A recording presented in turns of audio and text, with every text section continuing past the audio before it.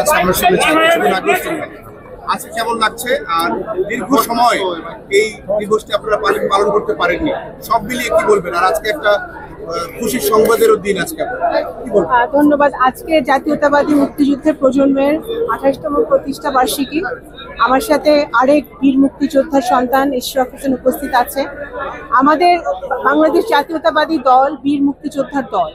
এই দলের প্রতিষ্ঠাতা বীর মুক্তিযোদ্ধা শহীদ রাষ্ট্রপতি জিয়াউর রহমান। সেই হিসাবে সবচেয়ে বড় মুক্তিযুদ্ধের প্রজন্ম যদি আমরা বলি তাহলে হচ্ছে আমাদের তারেক রহমান সাহেব, জনাব ভারপ্রাপ্ত চেয়ারম্যান। উনি সবচেয়ে প্রথম 1 নম্বরের মুক্তিযুদ্ধের প্রজন্ম। কারণ এই বিএনপি সৃষ্টি করেছিলেন শহীদ রাষ্ট্রপতি জিয়াউর রহমান, স্বাধীনতার ঘোষণা দিয়েছিলেন শহীদ রাষ্ট্রপতি জিয়াউর রহমান, মুক্তিযুদ্ধ সশরীরে মুক্তিযুদ্ধে অংশগ্রহণ করেছিলেন শহীদ রাষ্ট্রপতি জিয়াউর রহমান।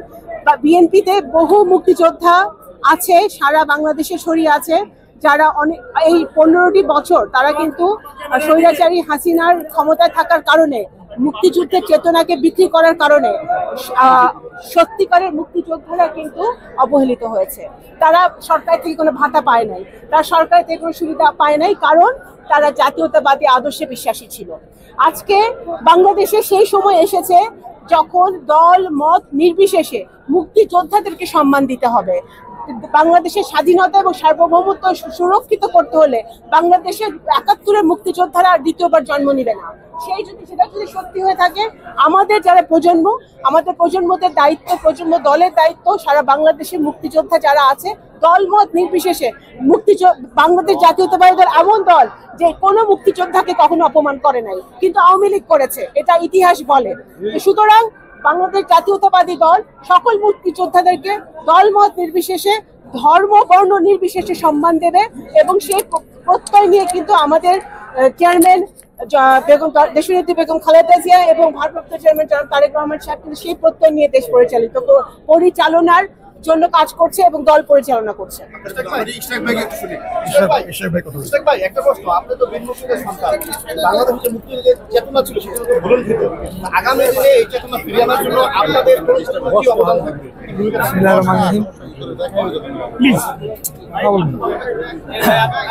আমি একজন মুক্তিযোদ্ধার সন্তান। আপনার প্রশ্নটি হচ্ছে আগামী দিনে আমরা কিভাবে মুক্তিযুদ্ধের চেতনাকে বাস্তবায়ন করব। আমি বলতে চাই যে বাংলাদেশে গণতন্ত্র সুসংহত এবং সুপ্রতিষ্ঠার মাধ্যমে আমরা মুক্তিযুদ্ধের চেতনাকে বাস্তবায়ন করতে চাই। অর্থাৎ আগামী দিনে বাংলাদেশের জনগণ যাতে ভোট দিয়ে তাদের নির্বাচিত সরকারকে, জনপ্রতিনিধিকে নির্বাচিত করতে পারে এবং জনগণের সরকার প্রতিষ্ঠা লাভ করে, এটাই হবে যে মুক্তিযুদ্ধের চেতনার আসল বাস্তবায়ন আমি মনে করি। এবং আমরা সেই কর্মকাণ্ডটি আমাদের দলের মাধ্যমে আমরা করে যাচ্ছি, করে যাব গণতন্ত্রকে প্রতিষ্ঠা করার লক্ষ্যে। ধন্যবাদ।